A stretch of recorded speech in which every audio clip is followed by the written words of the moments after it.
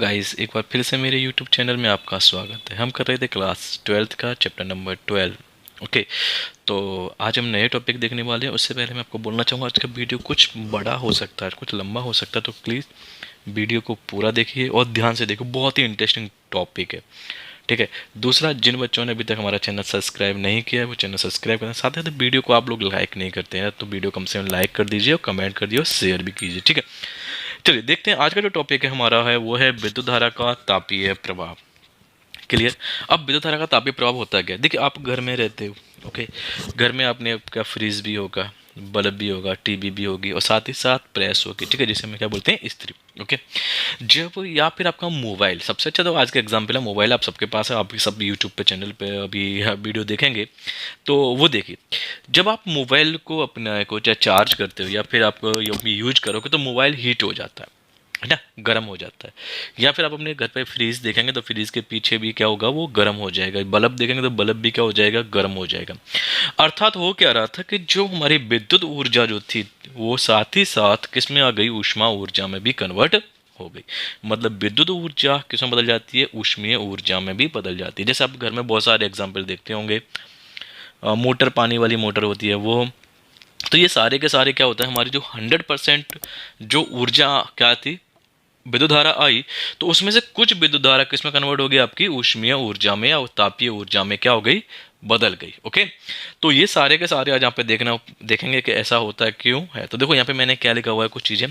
यदि किसी बल्ब में विद्युत धारा प्रवाहित होती है तो वो बल्ब थोड़े समय के बाद गर्म हो जाता है। तो ये आपका जनरल एग्जाम्पल है घर पर, ठीक है। तो आप देख सकते हैं। इसी प्रकार अन्य विद्युत उपकरण जैसे विद्युत इस्त्री, हीटर में जब विद्युत धारा प्रवाह होती है तो यह ऊष्मा उत्पन्न करते हैं।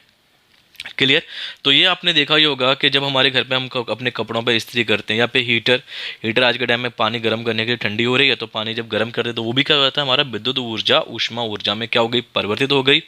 और ऊष्मा ऊर्जा में परिवर्तित होकर के वो क्या हो जाती है, गर्म हो जाती है वो। क्लियर, बात समझ में आई। अर्थात विद्युत ऊर्जा का ऊष्मा ऊर्जा में क्या हो गया, रूपांतरण हो गया। ओके, विद्युत ऊर्जा किसमें हो गया, रूपांतरण किसमें, ऊष्मा ऊर्जा में।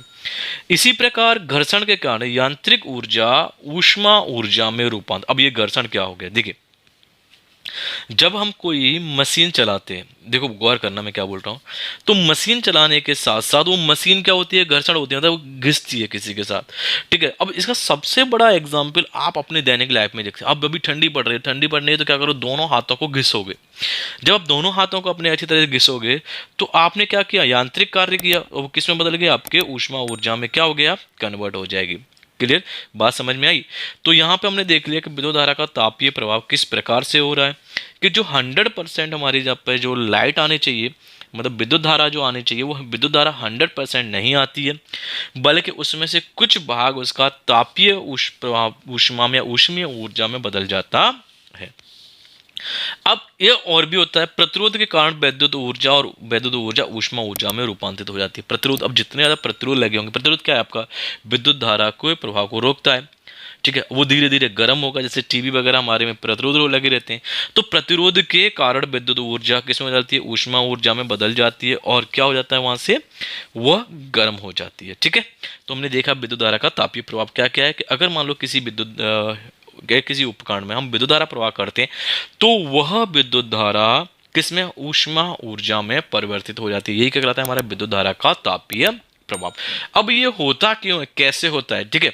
तो इसके लिए हमें सबसे पहले क्या पढ़ना पड़ेगा, वैद्युत ऊर्जा पढ़ना पड़ेगी, ठीक है। तो वैद्युत ऊर्जा क्या कहती है, देखो अभी आपने पढ़ा था, आपका मान लीजिए कोई हम, क्योंकि हम इलेक्ट्रिक पढ़ रहे हैं, ठीक है, तो यहाँ पे हमें प्रतिरोध पढ़ना पड़ेगा। अगर मान लो कोई प्रतिरोध है तो प्रतिरोध के अंदर मैंने क्या किया, आवेश को प्रवाह कर रहे हैं, ठीक है।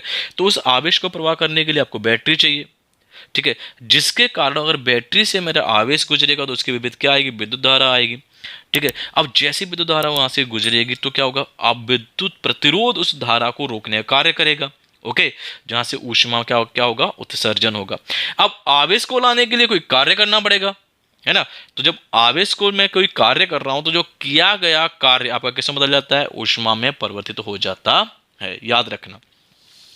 देखिए माना कि किसी प्रतिरोध आर में विद्युत धारा बहती है, तो यहाँ पे देखिए हमने क्या ले लिया, वहां से विद्युत धारा जा रही है आपके पॉजिटिव और ये क्या है आपका नेगेटिव चार्ज, ठीक है। ये क्या है आपकी बैटरी, ओके, हमने एक बैटरी लगा दी। ओके, क्या है, बी वोल्ट की। ओके, तो यहाँ से हमारे क्या है, एक प्रतिरोध है, इसमें से प्रतिरोध हमारा आर प्रतिरोध लिया, वो इसमें से क्या हो रही है, विद्युत धारा का प्रवाह हो रहा है। यहाँ से कौन आ रहा है, आवेश। अब अगर मुझे लगातार उसमें से विद्युत धारा प्रवाह करनी है, देखो गौर करना, अगर मुझे लगातार तो इस यहाँ से आवेश को जाना पड़ेगा। तो आपको पता है आवेश की विद्युत क्या होती है, विद्युत धारा होती है। अगर इस आवेश को लाने के लिए हमें क्या कर रहे थे, हमें कार्य करना पड़ेगा, डब्ल्यू। ओके, तभी तो भाई इससे होकर गुजरेगा। हमने विभवांतर में पढ़ा था कि अनंत से कोई आवेश लाने के लिए या फिर प्रवाह कराने के लिए हमें किसके कारण पड़ता है, हमें कार्य करना पड़ता है। कार्य क्या हो गया आपका, डब्ल्यू।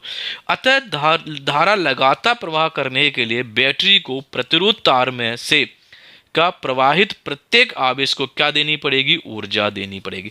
बैटरी को यहां से आवेश छोड़ने पड़ेंगे, जब ये आवेश कहां से जाएंगे, प्रतिरोध से होकर के गुजरेगा। एक निकला, दो निकले, तीन निकले, इस प्रकार ये चलता रहेगा।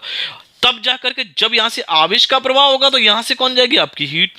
यहां से कौन जाएगी बेटा, आपका विद्युत धारा प्रवाह होगी। जब यहां से देखो, याद रखना हमेशा विपरीत होता है, यहां से आवेश जाएगा तो काम कौन कर रहा है, बैटरी कर रहा है। भाई बैटरी को क्या करना पड़ रहा है, कार्य करना पड़ रहा है। अतः माना कि अगर आपके पास 20 वोल्ट की बैटरी है, ठीक है, तो मैंने यहाँ पे लिया, और उसमें से आवेश कितना आ रहा है, क्यू। अब इस आवेश को ले जाने के लिए देखो मैंने क्या किया, मेरे पास 20 वोल्ट की क्या थी, बैटरी थी, उसमें से कौन निकल रहा है, आवेश। अब इस आवेश को कौन ले जा रहा है, डब्ल्यू।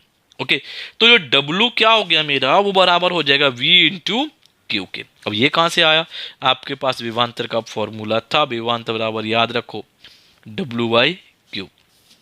याद है ना विभवांतर वाला, हमने अभी पिछले वाले टॉपिक में जब किया था विभवांतर। तो ये क्या होगा, इसका दो क्रॉस मल्टीप्लिकेशन कर दिया इन दोनों का, अब ये कार्य हमने निकाल दिया है, ठीक है। अर्थात यहाँ पे देखो 20 वोल्ट की बैटरी को क्यू आवेश की गति में रखने के लिए हमें क्या करना पड़ता है, कार्य करना पड़ता है, और समीकरण नंबर हमने 1 बना दिया। अब यहाँ से कुछ लॉजिक वाले पॉइंट्स देखेंगे। देखो पहला पॉइंट यहाँ पर, अब आपको पता ही है क्यू इक्वल टू क्या होता है, आई टी होता है भाई, ठीक है। हमें भी अब वीडियो में आगे देख लेंगे। सो वी का जहाँ से क्या रख दिया, देखो डब्ल्यू बराबर, पहले समझ लो, वी क्यू की जगह क्या रख दूँ, आई इंटू टी रख दिया। ओके, अब फिर से यहाँ पे आ गया, देखो ये कहाँ से, विद्युत धारा की परिभाषा से होता था। अब डब्ल्यू बराबर क्या आ गया, V R into I T आ गया। ये कहाँ से आ गया, V equal to I R, और ये क्या है तुम्हारा ओम का नियम। ओके, तो ये क्या आ गया, आई स्क्वेयर आर टी, याद रखना ये क्या है आपका, आई स्क्वेयर। हमने क्या किया, कार्य किया। देखो क्या किया हमने, कार्य किया। अब अगर हम कोई कार्य करते हैं तो वो किसमें बदल जाता है, ऊष्मा में। आप कोई भी कार्य करो, साइकिल चलाओ, थोड़ी देर बाद आपकी बॉडी से क्या निकलेगी, ऊष्मा निकलेगी। अतः ऊष्मा के लिए हमने H ले लिया, तो H बराबर क्या हो गया, आई स्क्वेयर आर टी, ठीक है। सो W बराबर क्या लिया मैंने, आज किया गया कार्य किस में बदल रहा है मेरा, याद रखना ऊष्मा में। तो अब मैंने W की जगह क्या ले लिया, और यही बाल को तो होता है हमारा जूल का नियम। यही क्या हमारा, जूल का नियम। ओके, अर्थात जो ऊष्मा होती है वो विद्युत धारा के वर्ग के समान अनुक्रमानुपाती होती है। ऊष्मा जो होती है वो क्या होती है, मेरे प्रतिरोध के समानुपाती है। ऊष्मा जो होती है वो समय के भी क्या होती है, समानुपाती होती है, ठीक है। यही क्या हमारा जूल का नियम। जूल का नियम 3 शर्तों पर कार्य करता है। तो देखिए आगे मैंने क्या लिखा है, सिंपल वे में वही लिखा हुआ है, ठीक है, जो हमने किया। लेकिन Q बराबर आई टी, तो विद्युत धारा की परिभाषा से यहाँ पे मैंने, अब आप बोर्ड के एग्जाम में ऐसे लिखोगे तो कोई नंबर काटने वाला नहीं है। तो W बराबर क्या आ गया, वी आई टी समीकरण नंबर 1 से। लेकिन V equal to I R Ohm के नियम से, तो ये क्या है, W बराबर आई आर आई टी, तो ये क्या हो गया, आई स्क्वेयर आर टी। अतः T समय तक, यहाँ पे गौर करिए, देखिए T समय तक प्रतिरोध R में से बहने वाली विद्युत धारा I, ठीक है, और उसमें खर्च हो गया मेरा, क्या किया गया कार्य, क्या W, जिसका ऊष्मा ऊर्जा में क्या हो जाता है, रूपांतर। अतः किया गया कार्य ऊष्मा ऊर्जा में क्या हो गया, परिवर्तित हो गया। तो हमने यहाँ पे क्या ले लिया, W की जगह क्या लिया, H ले लिया, ठीक है। थोड़ा इसको मैं सही कर देता हूँ आपको, H बराबर आई स्क्वेयर आर टी, जहाँ H क्या है, आपकी ऊष्मा ऊर्जा। ओके, समझ में आई, H क्या हो गया हमारा, ऊष्मा ऊर्जा। यही समीकरण जूल का नियम कहलाता है। अतः प्रतिरोध में उत्पन्न होने वाली ऊष्मा निम्नलिखित नियमों का पालन करती है। पहला क्या नियम क्या है, देखो यहाँ पर H आई स्क्वायर आर टी, अतः प्रतिरोध में बहने वाली धारा वर्ग के क्या होता है, प्रतिरोध में बहने वाली धारा के वर्ग के अनुपाती। कौन, ऊष्मा ऊर्जा। तो यहाँ पर हम ऐसा लिख सकते हैं, H is directly proportional to I square. Okay, दूसरा प्रतिरोध के अनुक्रमानुपाती होते, मतलब H बराबर क्या हो गया आपका, H समानुपाती क्या हो गया आपका R। तीसरा समय के, भाई समय भी है ना पे, आई स्क्वायर है, आर भी और समय भी है, तो यहाँ पे क्या हो गया H is proportional to T। ठीक है, तो इन तीनों के क्या हो रहा है समीकरण, यही हमारा जूल का समय। याद रखना तीनों सर पूछ लेता है, ओके, कभी कभी 1-2 नंबर पे। पहला धारा के वर्ग के अनुक्रमानुपाती, दूसरा प्रतिरोध का, तीसरा प्रतिरोध धारा के लिए समय। भाई प्रतिरोध धारा, भाई कुछ धारा बहेगी तो समय लगेगा, तो वो भी किसका है ऊष्मा। जितना समय जाएगा उतनी ही ज़्यादा वहाँ से क्या होगी हीट एनर्जी बाहर निकलेगी। ओके, अब लास्ट टॉपिक है हमारा वैद्युत ऊर्जा और ऊष्मा का जो मात्रक वो क्या है जूल है, एसआई मात्रक। ठीक है, तो यहाँ पे लिख देते हैं एसआई मात्रक। ओके, याद रखना विद्युत धारा के कारण देखो इलेक्ट्रिक हीटर हमें कार्य करता है, इससे हमें ऊष्मा मिलती है तो हम अपने उपयोग कर लेते हैं।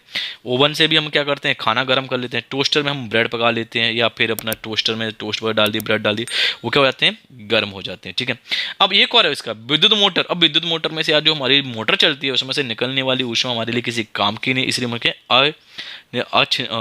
अनिच्छेय, मतलब हमारी इच्छा से नहीं निकल, उससे कोई मतलब नहीं होता, इसलिए हम कहते हैं हमारे लिए बेकार हो जाती है। तो बहुत इंपॉर्टेंट मस्त टॉपिक था, आपने देखा टॉपिक पढ़ा, साथ ही लिख लीजिए अपने लिए, काम कर लीजिए।